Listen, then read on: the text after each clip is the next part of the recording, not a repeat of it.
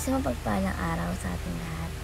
Ako po si Salinas Paloma at yung ilalahad yung natunan para sa Day Devotion na pinamagat ng Sino ang Angel of the Lord? Ang concept natin is the Angel of the Lord.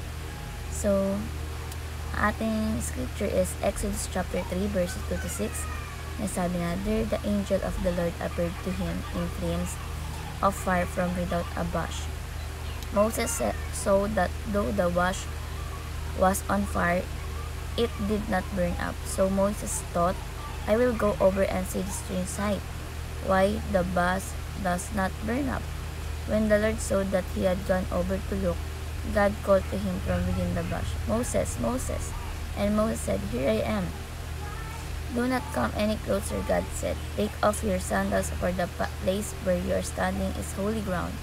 Then he said, I am the God of your father, the God of Abraham, the God of Isaac, and the God of Jacob.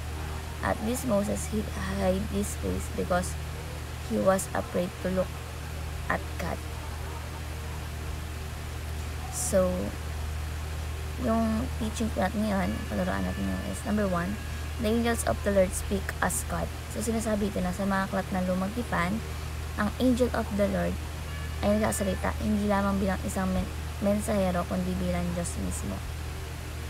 No, sa Genesis chapter 16 verse 7-13, ang angel of the Lord ay naipag-usap kay Hagar at siya ay naipakilala bilang Diyos na tumatawag kay Hagar at nagbigay ng mga pangako.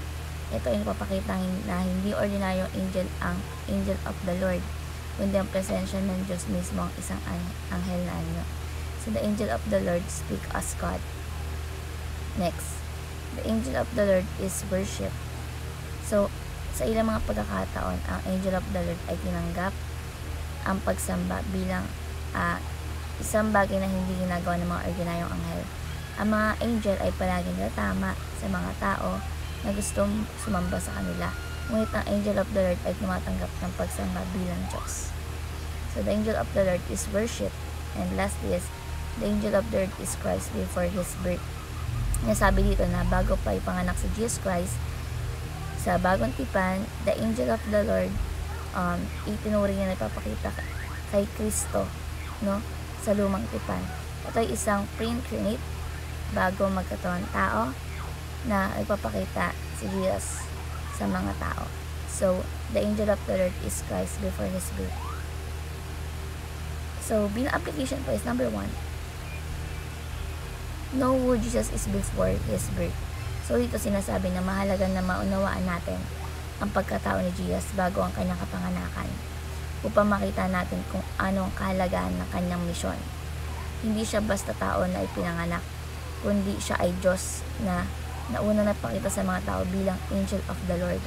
Ang pagkatao ni Jesus Christ ay umiiral na bago siya maging tao. Halimbawa, isipin natin yung kahalagahan na nagpapakita ni Jesus Christ sa mga propeta sa Lumang Tipan.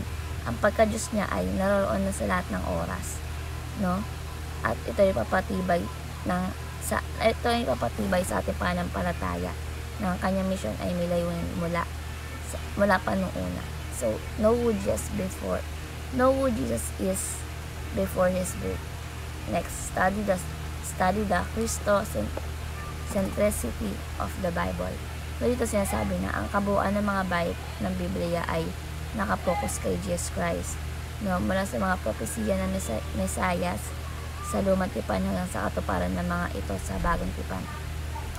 Jesus ang sentro ng bawat bahagi ng kasaysayan ng kaligtasan. Sa pagtutok ng kanyang mga papakita at pagkilos, may kita natin ang kabuuang plano ng Diyos para sa kaligtasan ng tao. So, study the Christocentricity of the Bible. And last is cultivate a Christocentric life. So, dito sasabi na isang buhay na nakatutok kay Kristo ay nanganguluwag ang paggawa ng mga desisyon at pagpapahalaga na sumasailalim sa kanyang buhay at mga aral. Dapat tayo maging halimbawa ng kanyang pagmamahal, kababaan loob at pagkamatay para sa kaligtasan ng iba.